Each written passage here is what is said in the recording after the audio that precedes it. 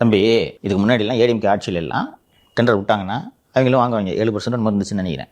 Order award பண்ணி work நடந்துகிட்டு இருக்கும்போது கொஞ்சம் அமௌண்ட் கொடுப்பாங்க, பில்லு கிளியர் பண்ணும்போது கொடுப்பாங்க. ஏன்னா அவங்களுக்கு அரசாங்கத்திலேருந்து வர வேண்டிய பணம் வந்த உடனே அமௌண்ட்டு கொடுப்பாங்க. இதான் நாம இங்கே திராவிட மாடல் ஆட்சி வந்ததும் ஃபஸ்ட்டு நீ அந்த 10% கொண்டு போய் கொடுத்தா தான் உனக்கு டெண்டரு, சரியா?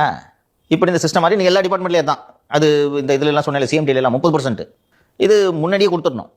அதுக்கப்புறம் தான் நீ கொடுத்தனா உனக்கு டெண்டர் கிடைக்கிற மாதிரி ஏற்பாடு பண்ணணும், இல்லைன்னா வராது, கிடையாது. போ அப்படி அவங்க சொல்லும்போது நீ கொடுக்க மாட்டேன்னு சொல்லுவேன். அது எப்படிங்க இப்போவே எப்படிங்க கொடுக்குறதுன்னு மாலத்தி தாங்க வச்சுங்கன்னு கொடுப்பாங்க. கொடுத்தோன்னா மாலத்தி டெண்டர் வாங்கிட்டு போயிட்டாங்க. அதனால எல்லாரும் கொடுக்க ஆரம்பிச்சிட்டாங்க. அந்த கேஎன்ஆர் கன்ஸ்ட்ரக்ஷன் மாதிரி. ஆமாம், அது போச்சு. அதான் கெடுத்து விட்டீங்களே பேசி 100 கோடி கொடுத்துருக்குறாங்க. உத்தண்டி திருவான்மையூர் போச்சு. அது அந்த டெண்டர் ஒத்தி வைக்கப்படுதுன்னு சொன்னேன்ல இன்னைக்கு. இப்போ இந்த ஸ்ட்ரெச்சில் வேலு மிகுந்த மனவேதனையில் இருக்கிறார்.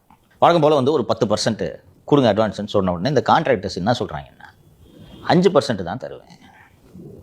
ஏன்ப்பான்னு கேட்டால், சார் 4 மாதம் தான் சார் இருக்குது, நீங்கள் போய்ட்டு வாங்கிட்டு போயிடுவீங்க. அடுத்த கவர்மெண்ட் வந்து இல்லை வேறு டெண்டர் விடுறேன்னு சொன்னேன்னா என் துட்டு என்ன சார் ஆகுது?